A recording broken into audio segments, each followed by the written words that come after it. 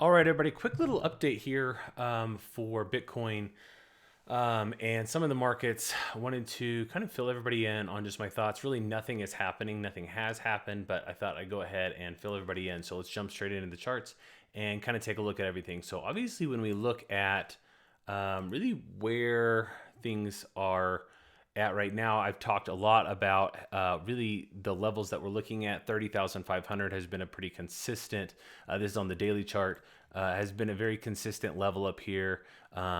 Pretty much been short since the $30,000 range. Was trying to get some fills up in this space that never really made it up. But, you know, we've got this head and shoulders pattern. It is like the sloppiest head and shoulders pattern of all time. This right here is not really, is it a right shoulder? Sure. We've got a left shoulder here. We've got the neck and the head, and then it comes back down, and then we've got another right shoulder here. So it played out like I was saying, but it was pretty freaking ugly. Like this should be a little bit lower. To be a true head and shoulders. So we can check that off. It is a head and shoulders. Now, the way that typically works is a head and shoulders pattern will typically basically go the neckline.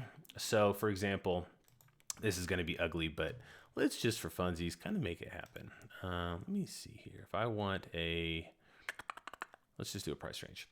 All right, so typically you go from the neckline up to the top. We're going to call that kind of the thing. Now, here's the question. When really it's this ugly of a head and shoulders, the neckline becomes very difficult to figure out. Is it here or is it way down here, right? And so we'll just leave it like that. But basically, you could say, here's the head and shoulders pattern. And so the neckline, you take it and you take it to here. So basically, it went up this much. It's going to go down that much. Well, that puts us down around 23,344 if this is a true head and shoulders. Because it is sloppy, I'm going to give it some weight that it's going to go down, but it may not be exact, and that's fine. And so just to share that information, that's kind of what I'm thinking. But I'm definitely still thinking it's going down here. I'll kind of give you a couple of different reasons why.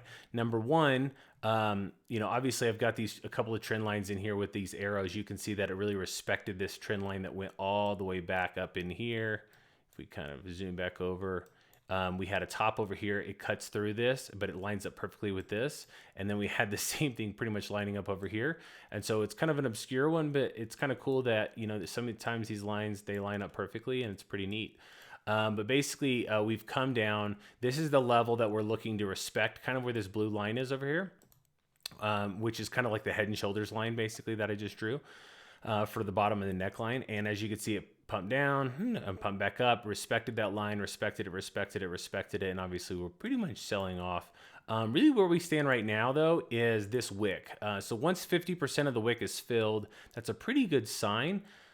And a lot of times you'll see a reversal about 50% of the wick, but I'm more of a fan of, I like to see either fill the actual wick, which is literally where this alert right here is, and that means it's either a double bottom and we're going up, but if we can get a close below it, then we're going down. Again, you know my thesis on this. I think it makes the most sense that we're going to go retest this box right here from our 2021 lows. At a minimum, we're going to test this box somewhere, just so we can have a double bottom here if the bottom is truly in, but also it flips this from being resistance, and now coming down, acting as support, and we take off. Or we could, again, obviously see some more downside. I've talked to you about the CME chart before. We have a gap over here.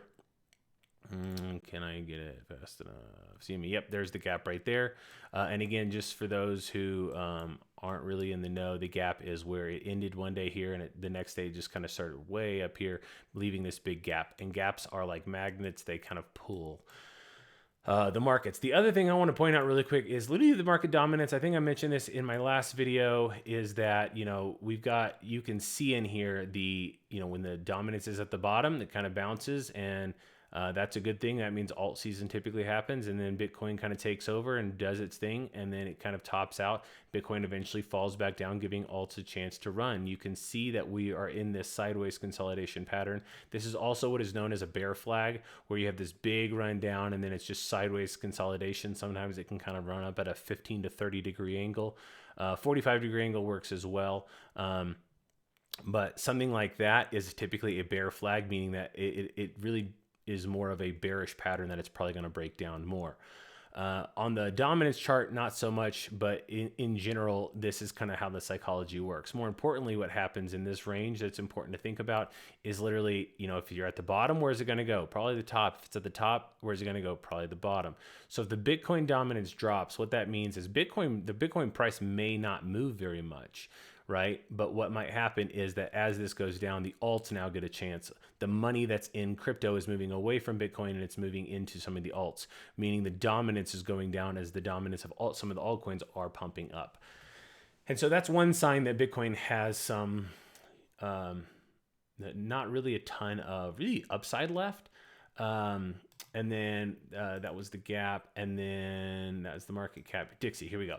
Okay, so really here we are with the Dixie. I talked about this in previous videos as well. $100 being the biggest real support came down. What are we forming here? We're forming a W. W equals win.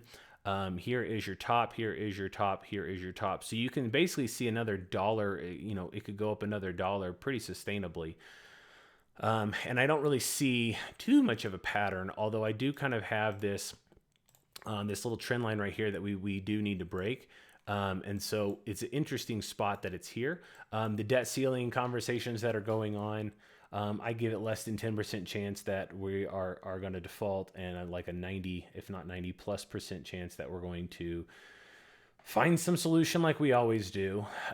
Really interesting. I've been doing some research on kind of the interest payments that we have to make. In comparison to some other things. It's pretty cool. I'm going to make a video and put it out.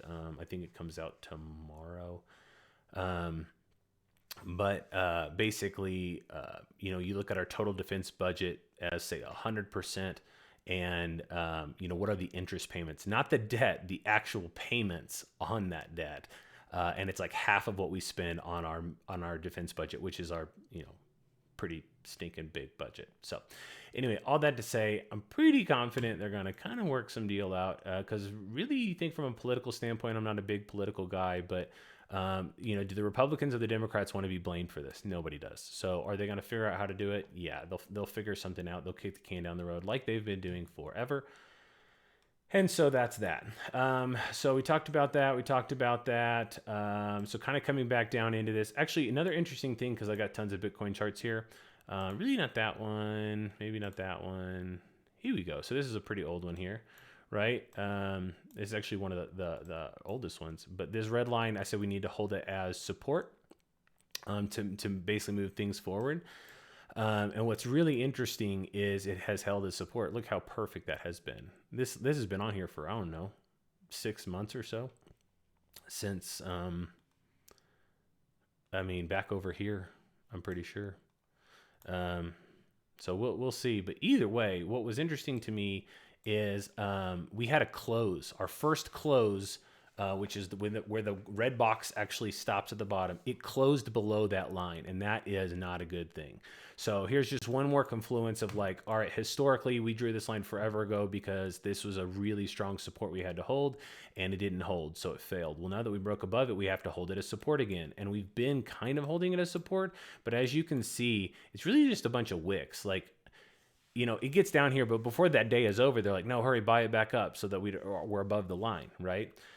Everybody's scrambling to get their homework done and get it turned in before the deadline. Well, yesterday what happened is the market broke it, and so now it's down. So this will probably be another bearish candle. But again, it's just one more really confirmation for me of just like, guys, we're going down. I don't see a ton of positivity here. This in itself is a very good bull flag or bear flag. See, big stick down and then sideways to up to on this slope. If this slope was to continue all the way up, if we followed that up, that would be okay too, because upward sloping channels, as I've told you before, they break down. So we came down, we're moving sideways. That is a very strong argument for a bearish behavior. We've got the wicks been eaten up more than 50%, and now we're on this candle. We're going to see what happens. We might get a little action on the way back up, but if we break below 25,829, basically 25.8, if we close below 25,800, then yeah, it's game on. We'll be in this little turquoise box in no time. And really, even in the 24 range, there's plenty of support. I know there's a lot of wicks and stuff, but I really think there's plenty of support right around here to get us down to about 24,000. I just don't know what that's going to look like. I mean, it could happen super duper fast. Or it could just, you know, you could just blow right through it, because again, we might go all the way down here and test the FTX. See, this is what makes it day by day. Right now I'm looking for I want to find out what's going to happen with this. Can we get this wick? Can we meet up with this wick or not, and reject it and go up and find it as support and we're, you know, on and popping? Or are we going to break through it, which is my most strongest thesis, and end up in this green turquoise looking box? That's been my thesis pretty much from the beginning, since we kind of were above it. I know I've said that in other videos. And then once I see what the price action does here, you can see all these dotted orange lines are all alerts for me. It's what happens around the 25K line. Does it come down to 24? Are we going to come and find FTX support, that failure as support, and bounce up? And if we get down here, doesn't it make sense that we'll at least wick down, fill that CME gap, which makes the market super duper happy? And that could be a very strong reversal.